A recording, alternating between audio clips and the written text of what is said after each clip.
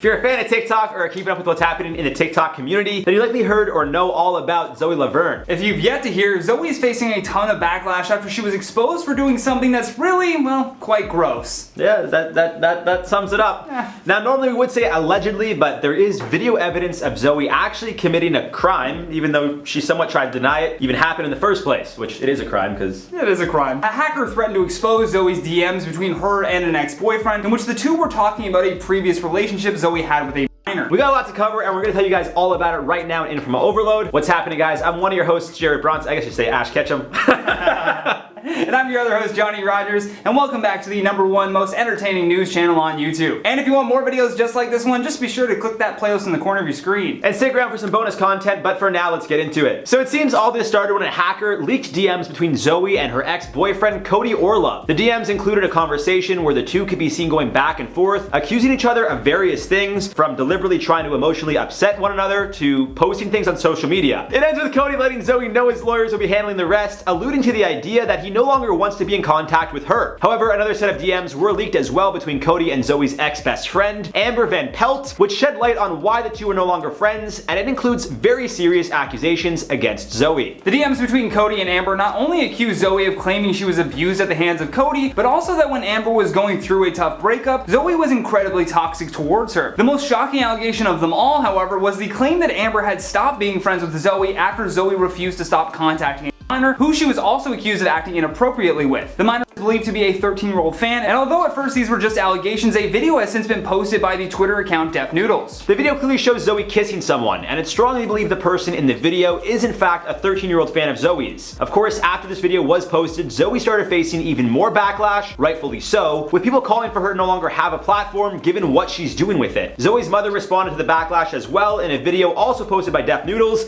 in which she said, I quote, "Anybody could reach over and kiss somebody. They're best friends." So she pretty much defended her 19-year-old daughter for acting in a very inappropriate and illegal way. Zoe has since deleted her Instagram account, which she's been known to do in the past when dealing with backlash. This isn't her first rodeo, but it seems this time the accusations are the most serious that they've ever been, and although there is video evidence, it's clearly cut short. However, there is a belief that is much longer and includes very similar footage of the two. As of now, we don't know what else happened, and I'm not going to throw any further allegations, as neither Jared nor I have yet to see any moments before or after the video was cut. But still, even if what had been shared is all that happened between the two, it's still very bad. Zoe hasn't deleted her TikTok account, which currently has a following of 17.7 million followers, but she also hasn't posted in almost a week's time. At one point, she did go on Instagram Live and was joined by her friend Connor Joyce, another TikTok star with over 300,000 followers, who is the 13-year-old in the video. While on the live feed, he told fans to spread love, not hate. However, after videos started surfacing, which, aside from the kiss, include other videos of the two getting extremely close and cuddly, a fan account,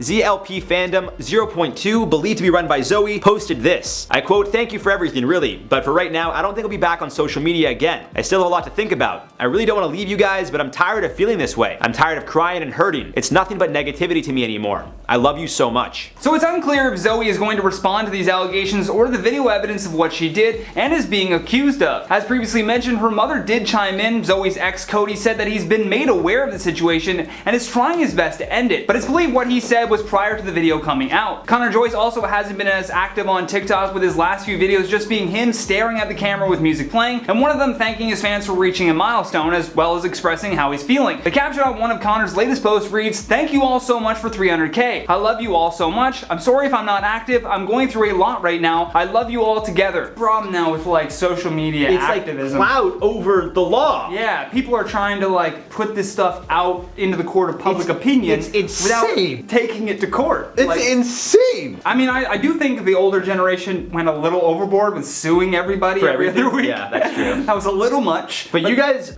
you're not doing enough. Sue. No. Sue. Start suing people. Go to court. You get sued and you get sued. No, I don't get why, like, it's one thing if it's like clout, it's another thing if it's like a serious allegation like this where it's like you could face jail time probably. Yeah, like, this is not to be played with here. This is not TikTok drama. No. This is real world problems that are very serious. Yeah. not TikTok drama is probably the best. The best way to explain it. But let's check out some of your comments from the video titled Conan O'Brien says studio was robbed because of this. Entitled Potato said, Jared, your costume is Ash, so I was wondering if you watch any other anime. Growing up, I watched like Yu-Gi-Oh! And Digimon. I haven't watched anime in a very long time, but I know it's very popular now. Yeah, that was the same thing too when I was younger. Watch the same shows. I tried getting into some stuff. I think like Cowboy Bebop or like, and I just couldn't get into it. It just wasn't my thing anymore. I got a lot of friends. Like I know Eamon, I know Che. Like a lot of people here love anime. It was never for me. Not for everybody. Elf Spy Network said, you know they say in theater they steal everything. Techniques mostly. Techniques mostly. Well, I wanted to ask you, because you're a comedian, don't they say the best comedians steal from other comedians? No, they do not say that. They say hack comedians steal from other comedians. That's the key. Because I heard that they all stole from each other, like the best jokes. Back in the day, I should actually say, when stand-up first started formulating into a thing where you had club acts going out, there were like a group of stand-up comedians, say, that were the most famous ones. Let's say there was like 5 of them. Almost like the really Rat Pack? famous. Yeah, so what they would do is they would write out a full hour of comedy, and they all would do the hour. But because they were in different cities, you didn't have internet, like television, there was only a few channels. Nobody would know. Nobody would have any idea. So they did that for a really long time. So that makes sense, where it's like stealing the couch kind of joke. Because like the Rat Pack too. Now it's like a big faux pas. All these guys, like Sammy Davis Jr., Frank Sinatra, they all sang to their songs. Yeah. And it's like artists are like musical acts still do that. Yeah. You know, they'll do covers, and that's still okay. It's not unless you're doing like an R. Kelly cover or something. Yeah, that's probably not okay. Corey with a Y no E said, I am now searching eBay for Conan's clipboard. Because I said, I'm like, what are you gonna do with that? Sell it? Because if you sell it, they're gonna know that you're the one that stole it. You can't like you gotta trace it back to the source. Like, why are you gonna take it? What are you gonna do with it? That's so crazy. Well, that's very funny. Because poor Conan. Meg says green gloves plus green screen effects always makes things funnier. Yeah. Did you have flaming hands or something? No, they weren't existent. There's no hands. They just weren't there. I'm also wearing my hat backwards. I didn't want to. Well, that's the logo, and I'm wearing it backwards because I don't want to make this edit incredibly impossible. I want to do a terrible joke, but I'm not wearing the gloves for obvious reasons. So there you go. No gloves, we're all good. We're all still here with our fingers. No glove, no love, but I still love all you guys, even though I have my green screen gloves on, because it's an emotional love. And that's been today's video. Thank you so much for watching, and thank you to the most amazing team behind the scenes for all of their hard work. If you enjoyed this video, please show some love by tapping that like and subscribe button. Plus, don't forget to leave us a comment down below. Maybe you'll get featured next time. But for now, my name's been Johnny Rogers. I've been your host, Jared Bronstein. We'll see you guys soon.